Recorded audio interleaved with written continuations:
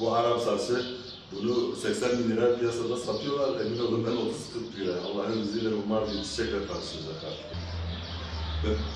Bazen çocuklara diyorum, bebişkolarıma iyi bakın. Bir iki gün bazen seyahate çıkıyorum, bazen yurt dışı. Diyorum bebişkolarıma iyi bakın. Görüntü kirli. Allah'ın izniyle az zahmet o renkli çiçekleri hepsini getir. Bir tanesini sana zahmet şunu da al ya. Şu anda bunun Mehmet Sabih Eldemir, Gerboran Dargeçit doğumluyum. 6 tane çocuk, 5 tane torun, şu anda 60 yaş içindeyim. Çiçek işi daha önce bayağı seyahatlerim olduğu için değişik ülkelerde değişik çiçekler gördüm.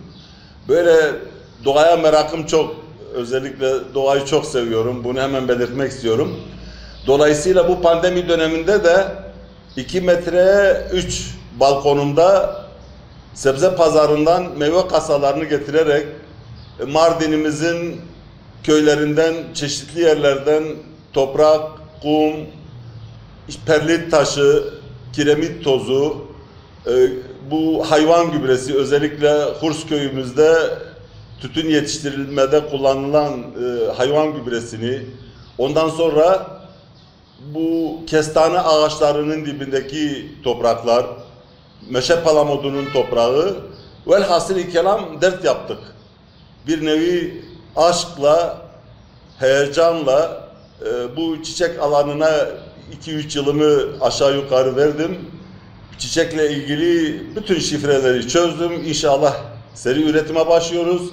Rabbim sıhhat verirse çiçek kültürünü Mardin'e, yani buradan kalkıp bir Adana'dan, Konya'dan, Yalova'dan kimse artık çiçek istemeyecek inşallah. Biz buradan artık yurdun her tarafına, yurt dışına bile Allah'ın izniyle internet üzerinden olsun bu hizmeti sunacağız. Rabbim sıhhat verirse inşallah 50-60 tane insana istihdam hayalimdir.